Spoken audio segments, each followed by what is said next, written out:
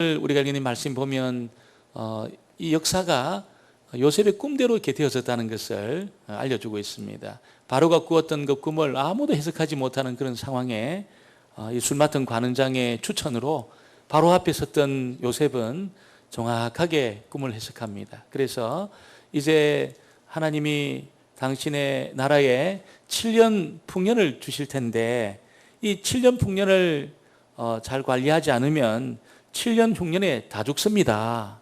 그래서 똑같이 꾸었던 그 7년의 7마리 또 7 이삭의 이 소와 이삭의 그 꿈이 흉년과 풍년에 대한 그런 하나님의 계시입니다. 그래서 이 풍년의 때를 잘 관리하시면 위기를 이길 수 있습니다. 이렇게 이제 권면을 했습니다. 여러분, 아무도 해석하지 못하는 자신의 꿈을 너무나도 명쾌하게 또 어떻게 해야 될지에 대한 그 계획과 더불어서 그렇게 이야기하는 요셉을 바로가 정확하게 보았습니다. 하나님의 신이 충만한 그런 사람으로 그렇게 요셉을 보게 되었다는 것입니다. 우리가 읽은 39절 읽지는 않았지만 39절 말씀을 같이 한번 보겠습니다. 39절 같이 보겠습니다.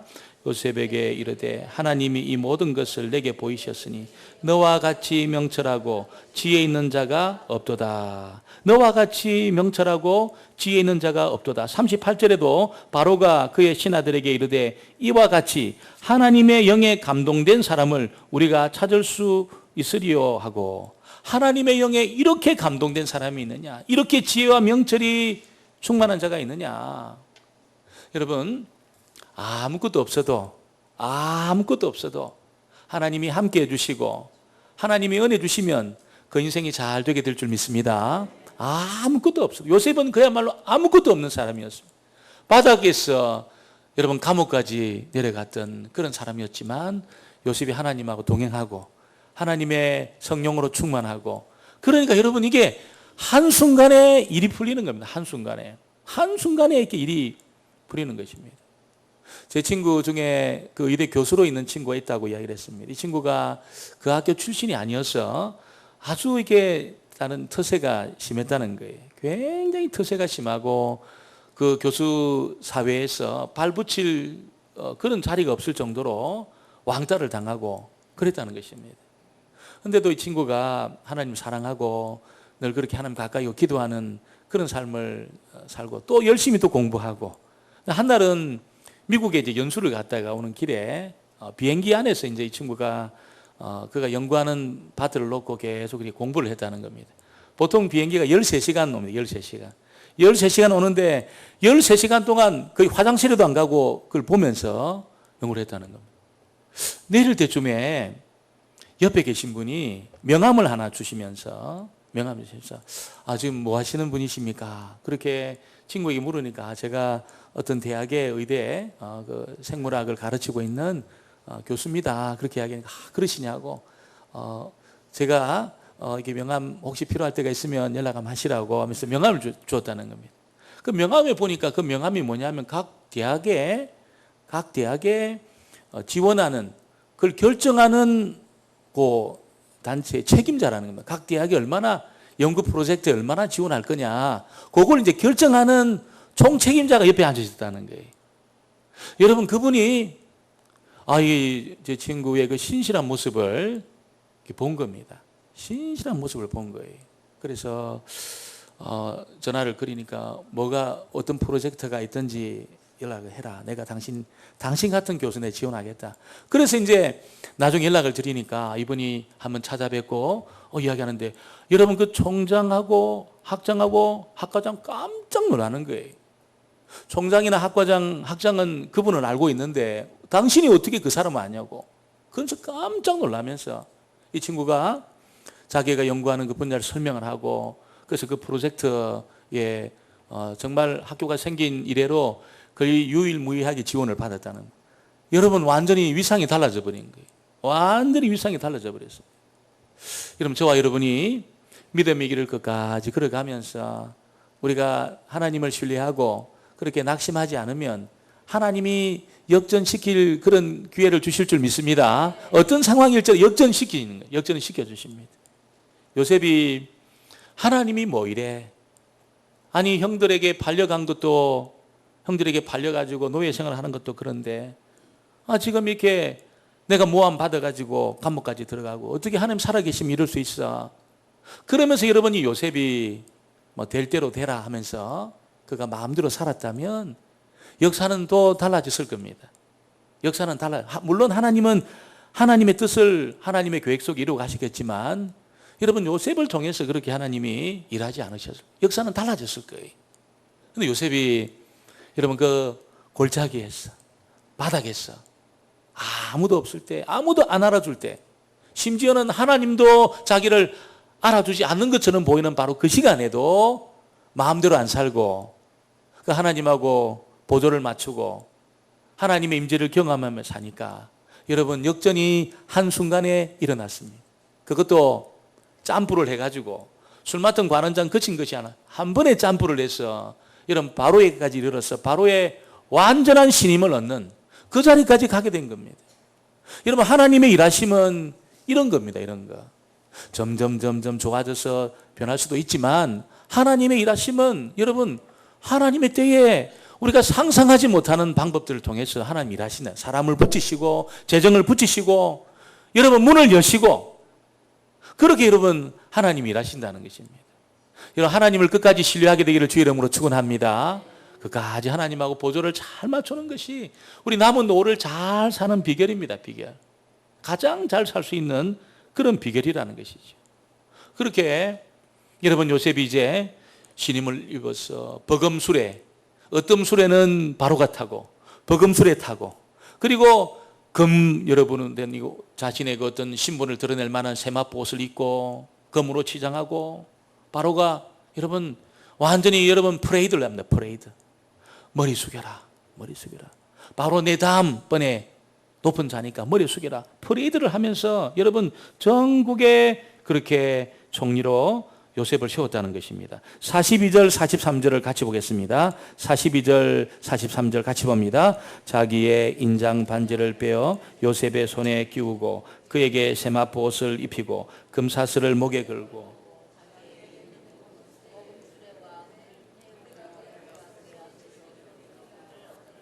바로가 그에게 애굽 전국을 총리로 다스리게 하였더라.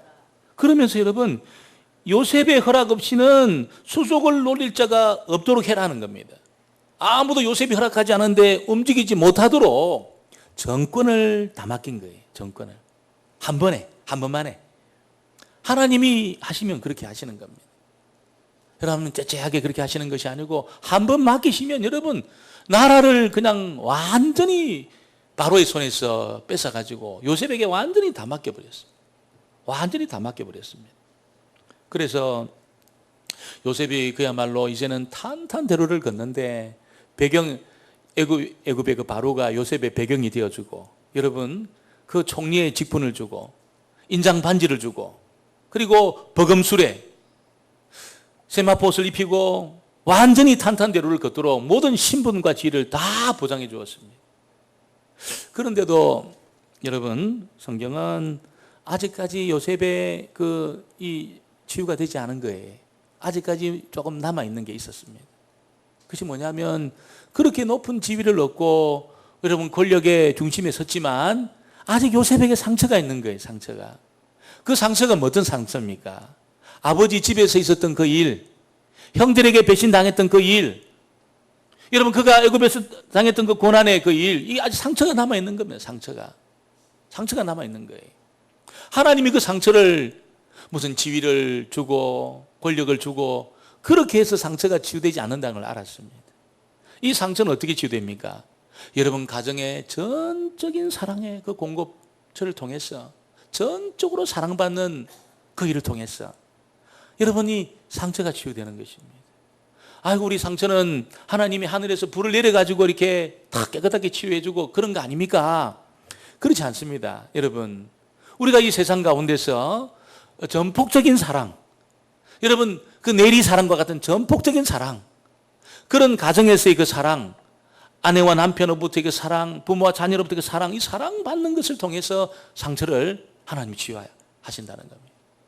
무슨 영적인 어떤 사건을 경험하는 일을 통해서 상처가 치유되는 것이 아니고 그야말로 일상적인 삶의 자리, 일상적인 삶의 자리. 여러분, 그 일 속에서 상처가 치유되고 있다는 것을 알려주고 있습니다. 어떻게 합니까? 오늘 여러분, 요셉이 제사장 보디베라의 딸 아스낙과 이 가정을 꾸립니다. 가정을 꾸려요. 그리고 가정을 꾸리는데 하나님이 요셉의 가정에 아들을 2명이나 주었습니다. 그리고 그 아들을, 첫 아들은 므낫세다, 둘째 아들은 에브라임이라 이렇게 이름을 붙이는데, 이름을 붙이는 일을 보면 요셉의 그 상처가 다 치유되었다는 것을 알게 됩니다. 우리 51절, 52절 우리 같이 봅니다. 51절, 52절. 요셉이 그의 장남의 이름을 므낫세라 하였으니 하나님이 내게 내 모든 고난과 내 아버지의 온 집이를 잊어버리게 하셨다 하며, 차남의 이름을 에브라임이라 하였으니 하나님이 나를 내가 수고한 땅에서 번성하게 하셨다 함이었더라. 여러분, 이 유대 문화에서 이름이라는 것은 그 뜻이 다 들어 있습니다. 하나님 어떻게 하셨는지, 또 하나님께 어떤 은혜를 받았는지, 이름 속에 모든 의미가 다 들어 있습니다. 우리는 므낫세 그래도 무슨 말인지 몰라요. 에브라임, 아브라함 무슨 말인지 몰라요. 그러나 유대인들은 그 말만 들으면 이게 무슨 말인지 다 합니다. 말을 가지고 이름을 지었기 때문에, 말을 가지고 이름을 지었기 때문에 다 합니다. 제 이름이 좀 촌스럽습니다. 제 이름이 한덕입니다. 한덕. 그래서 제가 어릴 때 무슨 이렇게 놀림을 많이 받았냐면, 친구들이 막 놀리면 두덕이, 세덕이 그렇게 놀렸어요. 얼마나 그것이 막 제가 견딜 수 없을 정도로 제가 싫었던지, 막 이름 가지고 왜 이렇게 장난을 치냐. 그래서 막 만덕이가 나오고 막 이름이 그렇게 나오는 겁니다. 지금은 제가 제 이름을 사랑합니다. 어릴 때는 그렇게 싫은 거예요. 집에서는 저를 어떻게 또 아버지가 불렀냐면, 너무 늦게 태어난 46살에 저를 낳은 저 위에 형님하고 8살 차이나, 8살 차이. 그래서 8살 형님이 막내라고 생각했는데, 제가 어느 날 갑자기 제가 태어난 거예요. 갑자기 태어난 거예요. 제 위에 형님도 늦게 태어났지만 어머니가 그래도 늦은 나이에 낳았는데 저를 막 너무 늦게 낳은 겁니다. 46살에 나오니까 8살 차이 나는 형님이 막내로 있다가 동생이 생겨가지고 제가 그 형님에게 많이 맞았습니다. 아버지 어머니 안 볼 때 많이 맞았습니다. 제가. 그래서 집에서는 너무 늦게 태어나니까 갑자기 태어났다 그래가지고 저를 뜻밖에라고 불렀어요. 뜻밖에. 김뜻밖에라고 불렀어요. 7살까지. 하던 뜻밖에 그래 불렀어요. 너무 뜻밖에 태어나가지고. 그래서 제가 홍콩에 가서 영어 이름을 좀 많이 가잖아요. 데이빗, 존 이름을 가진, 존 킴, 다니엘, 조 이렇게 이름을 많이 가진. 저는 그 성경에 나온 이름 안 하고 제가 영어로 suddenly 킴이에요. suddenly가 이게 갑자기란 뜻이잖아요. 갑자기. 제가 suddenly 킴이었습니다. 이니셜로 suddenly 킴으로 적었습니다. 갑자기. 여러분, 이름에, 우리나라 이름에는 그렇게 뜻이 잘 몰라요. 그러나 유대인들의 이름에는 금방 그 뜻을 압니다. 그래서 므낫세, 그 말은 무슨 뜻이냐면 잊어버렸다, 그런 뜻입니다. 므낫세라는 뜻은 잊어버렸다. 요셉이 많은 말을 할 수 있었는데 절대로 할 수 없었던 말이 있었습니다. 그 말이 무슨 말이냐면 므낫세라는 말이에요. 이 히브리 말 므낫세라는 말은 죽었다 깨어나도 할 수 없는 말이에요. 어떻게 요셉은 아버지 집의 일을 잊어버릴 수 있습니까? 형들이 자기를 짐승 취급하면서 팔아먹은 그 일을 어떻게 잊어버릴 수 있습니까? 여러분, 애굽 땅에서 그렇게 종살이 하면서 모함 당해가지고, 여러분, 이 보디발의 아내로부터 그렇게 모함을 입어가지고 감옥에 들어가서 몇 년 동안 그렇게 여러분 썩어 지내는 그 시간을 어떻게 잊을 수 있습니까? 어떻게 므낫세 할 수 있습니까? 절대로 므낫세 할 수 없어요. 절대로 잊을 수 없어요. 그런데 요셉의 그 상처가 치유가 된 겁니다. 치유가. 어떻게 치유가 됩니까? 가정을 꾸려가지고, 여러분, 이 아내의 아스낫이라는 그 아내, 보디발의 딸 아스낫으로부터 사랑을 받아요. 요셉이 사랑을 받습니다. 존경을 받고 사랑을 받습니다. 그래서 그 아내로부터 사랑받는 그 일을 통해서 여러분 가정을 꾸렸어. 총리가 되었을 때는 그 말을 안 나와요. 총리가 되고 여러분 권력 자리에서 그 말이 안 나와요. 므낫세라는 말이 안 나와요. 그런데 가정을 꾸려가지고 아스낫의 사랑을 받고 아들을 낳았는데 그때 상처가 다 치유가 된 겁니다. 므낫세 그렇게 했어. 므낫세 그렇게 했습니다. 여러분, 므낫세의 뜻이 뭡니까? 므낫세의 뜻이 한번 읽어볼까요? 51절 하반절 읽어볼까요? 하나님이부터 시작. 하나님이 내게 내 모든 고난과 내 아버지의 온 집이를 잊어버리게 하셨다 하며. 그러니까 하나님이 가정을 꾸려서 아내의 사랑을 받게 하고 또 아들이 태어나는 그 과정을 통해서 하나님이 내 상처를 여러분 다 치료하셨다는 겁니다.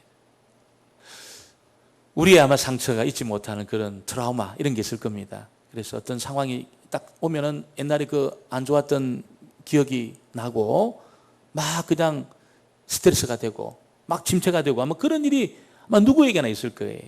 상처 때문에 그래서 트라우마 그런 게 있기 때문에 이런 우리가 아프다는 거죠. 상처를 만지면 아프잖아요. 그래서 근데 이게 언제 아프냐 안 아프냐 하면 이게 다 치료되고 나면은 안 아픕니다. 치료되기 전에는 건드려도 아파요. 굉장히 아픕니다. 근데 치료가 딱 되고 나면은 안 아픕니다. 여러분, 이 치료를 하나님이 하시는 줄 믿습니다. 우리 마음의 상처, 여러분 트라우마 이걸 하나님이 치료하세요. 하나님 치료하세요. 그래서 다른 것으로부터 여러분이 자꾸 이걸 치료받으려고 하면은 어렵습니다. 하나님이 모든 것을 관장하셔서 때로 사람을 붙여주시고 때로는 말씀을 듣게 하시고 때로 어떤 상황 속에 들어가서 사랑받게 하셔서 하나님이 결국 이 모든 상처를 치료하시는 겁니다. 여러분, 상처만 치료합니까? 트라우마만 치료합니까? 우리의 병도 하나님이 치료하는 줄 믿습니다. 결국 치료는 하나님이 하시는 겁니다. 무슨 약으로 병원에서 의사 선생님의 어떤 진료를 통해서 여러분, 그러나 결국 치료는 하나님이 하시는 겁니다. 하나님이 하시는 겁니다. 제가 잘 아는 어떤 분도 의사신데 그분이 그래요.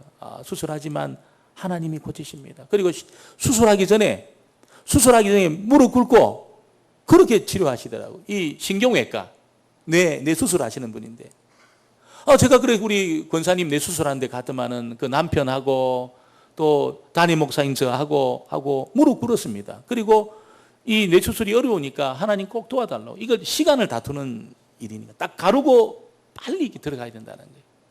그래서 그분이 기도하는 거예요. 하나님, 나는 수술하지만 치료는 하나님이 하십니다. 그렇게 고백하시더라고요. 진짜 좋은 의사입니다. 진짜 좋은 의사. 여러분, 하나님이 우리의 상처를 치료하십니다. 그러면 다 잊어버립니다. 그래서 그 상처 준 사람을 만나도 아무런 이렇게 분노가 안 일어납니다. 정말 나에게 여러분 큰 피해를 입히고 상처 준 사람 만나면 가슴이 벌써 막 뜁니다, 여러분. 나에게 안 좋은 말을 하고 나에게 막 그렇게 막 어려움을 주고 상처를 준 그런 사람 길 가다 만나면 가슴이 벌렁벌렁 그렇게 한다고 그래요. 사람들이 가슴이 벌렁벌렁 하면서 저분 보는 것만으로도 이게 막 상처가 되는. 하나님이 치료해 주시면 여러분 그 사람 만나서 이야기해도 아무런 여러분 이 아픔이 오지 않습니다. 하나님의 치료는 그렇습니다. 하나님의 치료는 하나님이 저와 여러분도 그렇게 므낫세 하시는 은혜를 주시게 되기를 주의 이름으로 축원합니다. 과거에 안 좋았던 트라우마 모든 그런 상처 전부 하나님이 므낫세 하도록 다 잊어버리도록.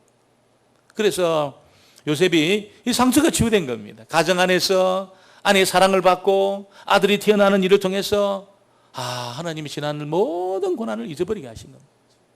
그래서 이 므낫세라는 말을 한 번도 못했던 여러분이 요셉이 날마다 하는 겁니다. 날마다 므낫세 날마다 하는 겁니다.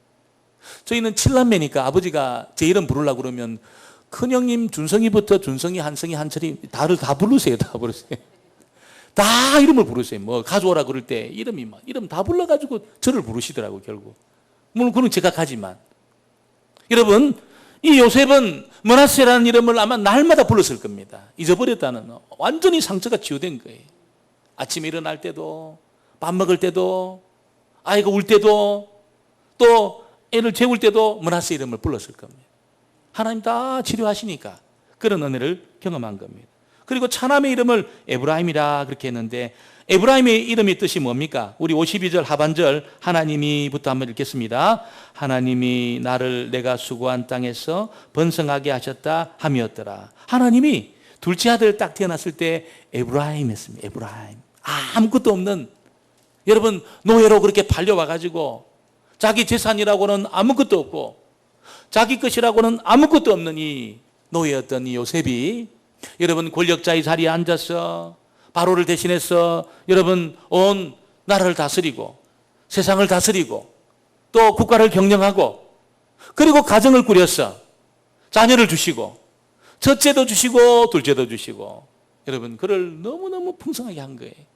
너무너무 풍성하도록 그렇게 하신 분이 하나님이시라는 것을 요셉은 믿었습니다.